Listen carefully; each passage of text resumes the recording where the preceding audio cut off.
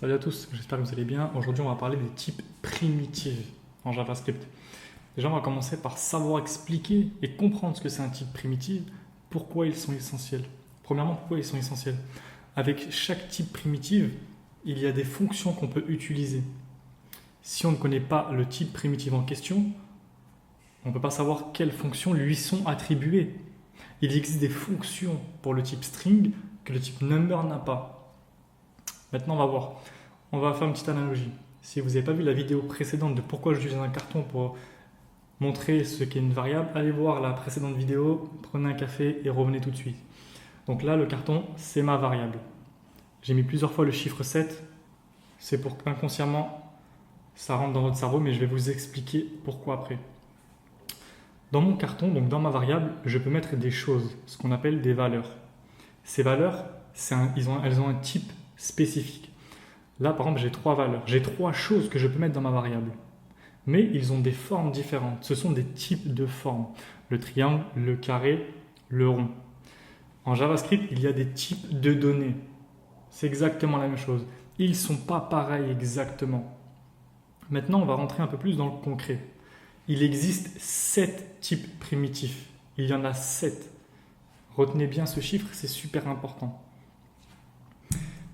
Il y a le string, il y a le booléen, voilà. Il y a number, il y a undefined, il y a nul, je crois que j'avais mal écrit undefined, il y a symbole et il y a begin. Donc ça fait bien 7 types primitifs. Dans les 7 en question, il y en a 2 que j'ai jamais eu besoin d'utiliser durant 5 ans de développement. C'est bien de les connaître pour sa culture, mais dans le monde du web, pour faire des API ou autres, j'ai jamais eu besoin ou recours à ces 2 types primitifs-là. Mais c'est bien de savoir ce que c'est. Donc maintenant qu'on sait ce que c'est un type de données, donc un type primitif, c'est un type de données, il faut savoir qu'ils sont immuables. Immuable, c'est quoi? C'est quelque chose qui ne peut pas changer. Par exemple, si je prends mon empreinte digitale, elle est immuable, je ne peux pas la modifier, à moins que je me brûle le doigt. Mais je ne peux pas la modifier en soi, mon empreinte digitale, c'est pas possible. Elle est immuable, c'est quelque chose qui ne peut pas changer, qui est gravé dans la roche grosso modo. Petite rêve pour ceux qui connaissent. On va commencer avec les strings. Les strings, c'est quoi? C'est les chaînes de caractères. Imaginons que j'ai une variable qui est name avec la valeur gaming. Est-ce que vous savez exactement comment on fait pour connaître le type d'une variable? On fait juste un type of de notre variable en question. Et là, on voit bien que le type de name, c'est string. String, c'est quoi?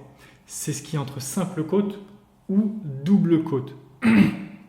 Ou aussi les backticks, donc les templates littérales. Dedans, on peut insérer par exemple des variables. C'est possible dans les valeurs.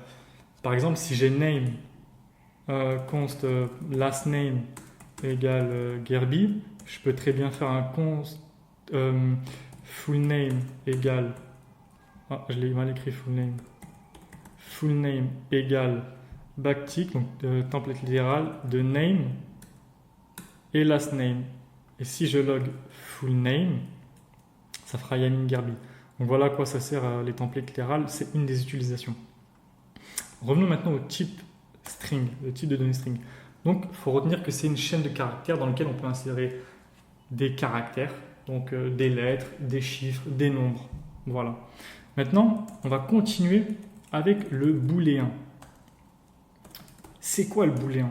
Le booléen, il a 2 valeurs possibles, true ou false. Donc vrai ou faux. Et si tu n'as pas compris ça, que c'était de l'anglais true ou false, je peux te conseiller en privé une petite formation d'anglais qui est vraiment pas mal, en tout cas moi qui m'avait aidé dans le passé. Petit coup de pub. Donc par exemple, le booléen, dans quel cas on va l'utiliser? Imaginons que j'ai une variable isLogged, donc qui est à true. Si un utilisateur est connecté par exemple. Imaginons que j'ai une condition qui dit que si un utilisateur est connecté, je souhaite afficher son profil en question. Les variables true false, donc les booléens, les valeurs booléennes vont être servies plus ou moins pour ce genre de cas, mais il existe plein d'autres cas. Donc c'est quand c'est falsy ou truthy. Voilà pourquoi on va utiliser le booléen en général. C'est pour ce genre de cas. Ensuite, il y a le type number où il y a une petite particularité. Le type number, c'est quoi? C'est quand il y a des nombres entiers et des flottants. Donc, des nombres à virgule. Désolé, je suis un peu malade. Pourquoi je vous dis qu'il y a une particularité? Parce que dans certains langages, comme par exemple si on prend le Python, int et float, ce sont deux types totalement différents. Ils sont bien distincts. Par contre, en JavaScript, les nombres entiers et les nombres flottants, ils sont exactement du même type, le type number. Donc, par exemple, je peux faire une addition d'un nombre flottant et d'un entier. Vous voyez bien que 30 plus 99,99, ça fait bien 129,99. Donc, c'est possible de les mélanger. Pourquoi? Parce qu'ils sont du même type. C'est des numbers. Les nombres flottants peuvent être utilisés, par exemple, pour des prix, pour des ratings, des avis, du nombre d'avis d'utilisateurs, la note d'un produit, par exemple, ce genre de choses. Et les entiers pour plein d'autres choses, pour le nombre de restants d'un produit, par exemple. Ça ne sera pas un nombre flottant. Il reste soit 30 produits, 131 produits, pas 30,5. Par exemple, pour l'âge. Donc voilà, c'est pourquoi les numbers en général sont utilisés. Ou alors pour faire des opérations, bien sûr, de la soustraction, de la division, ce genre de choses. Forcément, c'est des nombres et des chiffres. Ah, petite particularité, au cas où, on ne sait jamais, si j'ai un nombre négatif, ça reste aussi un number, attention. Les positifs comme les négatifs, on ne sait jamais, je préfère le préciser. Ensuite, maintenant qu'on a vu le string, le booléen, les numbers, on peut voir undefined. Undefined, c'est quoi? Undefined, c'est quand? C'est quand j'ai déclaré une variable, mais je ne l'ai pas initialisée, tout simplement.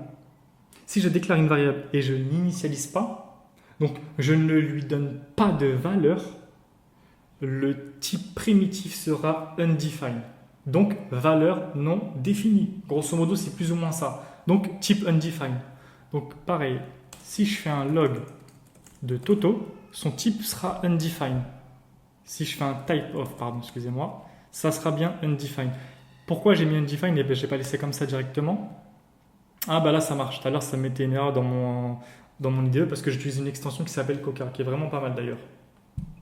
Donc là voilà, je déclare une variable let, je ne lui donne pas de valeur. Donc je la déclare et je ne l'initialise pas. Comme je ne l'initialise pas une valeur, le type c'est undefined. Maintenant, on va passer au nul. Le nul, c'est quoi? Par exemple, voilà. Et si je fais un console log de type of nul, il y a une petite particularité ici, vous allez voir. Le nul, c'est quand je dis explicitement que la valeur de mon carton, de ma variable, est vide. Donc je dis explicitement que mon carton il est vide. Le carton, rappelez-vous, c'est une variable. Et là, je dis que ma variable user est vide. Elle ne contient rien. Donc, son type primitif sera nul, contrairement à undefined. Bien faire la différence. Undefined, je ne définis pas de valeur. Comme je n'initialise pas de valeur, le type c'est undefined. Mais là, je dis explicitement que le contenant, que ma valeur, il n'y en aura pas, qu'elle sera vide. Voilà pourquoi j'ai nul en type primitif. Mais il y a une particularité. Pourquoi quand je fais type of d'une variable qui est de type number, j'ai number?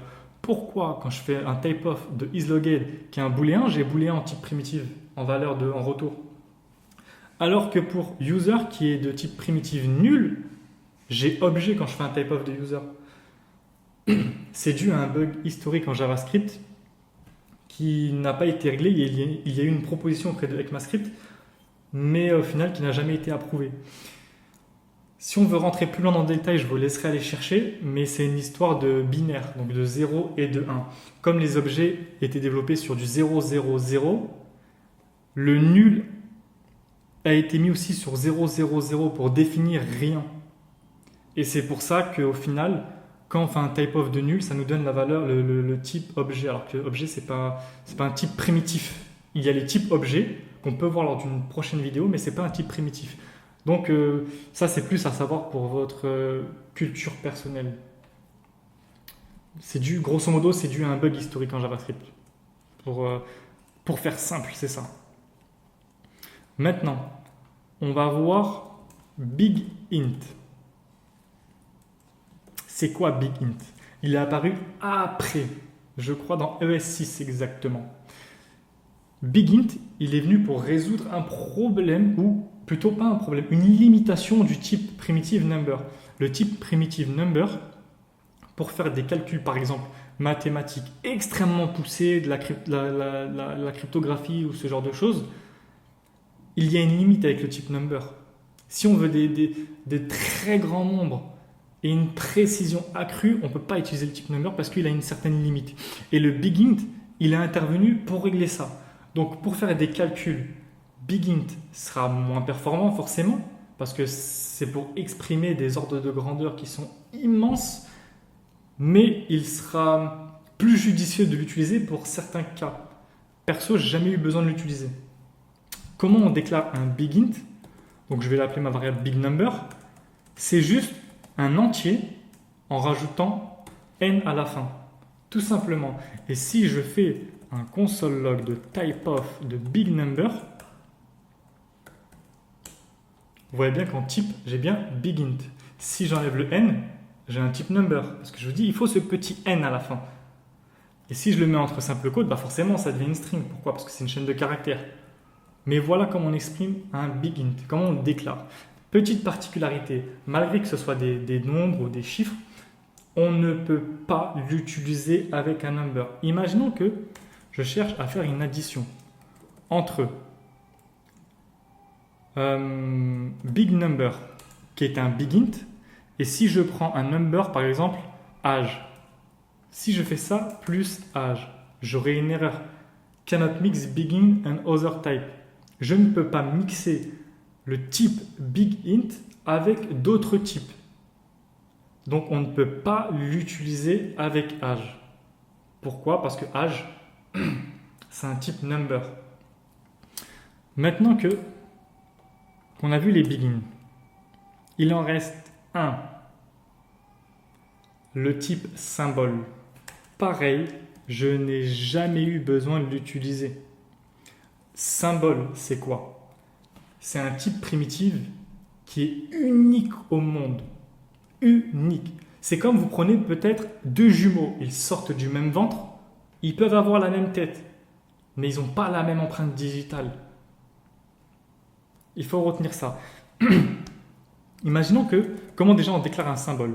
Tout simplement en faisant appel à symbole, la fonction symbole, et en mettant une valeur dedans. Je peux mettre yamin en string, ou je peux mettre un nombre. Mais attention, ça ne sera pas un type number, parce que je le déclare dans symbole. Donc, je peux mettre un string en argument ou un number, et ça va me retourner un symbole. Imaginons que maintenant, je mets yamin dedans. Et que je crée un autre symbole qui est sim2, je l'appelle comme ça, par exemple, avec la même valeur yamin. Vous allez me dire, mais c'est les mêmes, ils ont la même valeur. Non.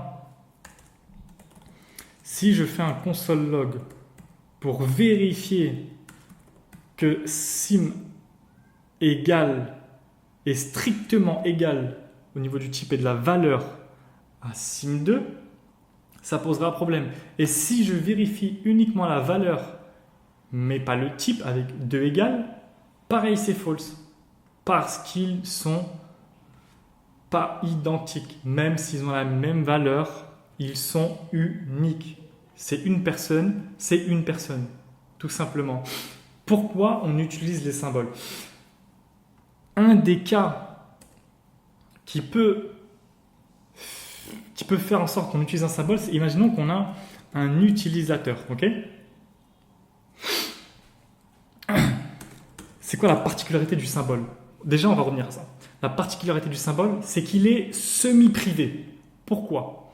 Imaginons que j'ai un utilisateur avec name, Yamin le beau gosse, j'y peux rien, ça c'est le clavier, c'est pas moi comme je vous l'ai déjà dit. Imaginons que l'âge, je sais pas, 27 ans, mon vrai âge.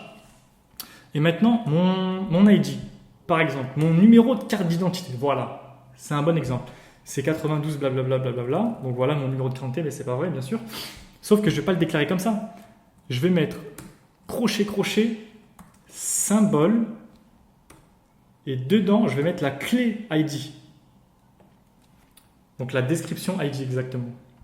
Symbole prend une description exactement, ce qu'on appelle ça comme ça, qui est de type soit string, soit number. Là, j'ai mis une string. Regardez la particularité. Pourquoi je vous dis que c'est semi-privé.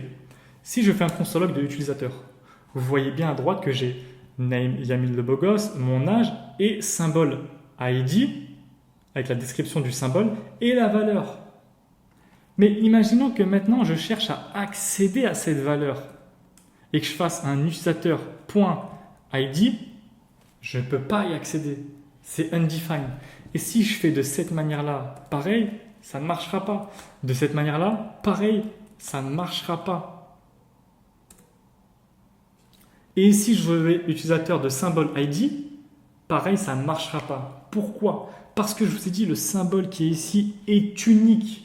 Là, ce que je fais, c'est en redéclarer un nouveau. Donc, il n'est pas unique. Et il faut savoir autre chose, c'est que les symboles ne sont pas énumérables dans les fonctions for each, map, reduce, flat map.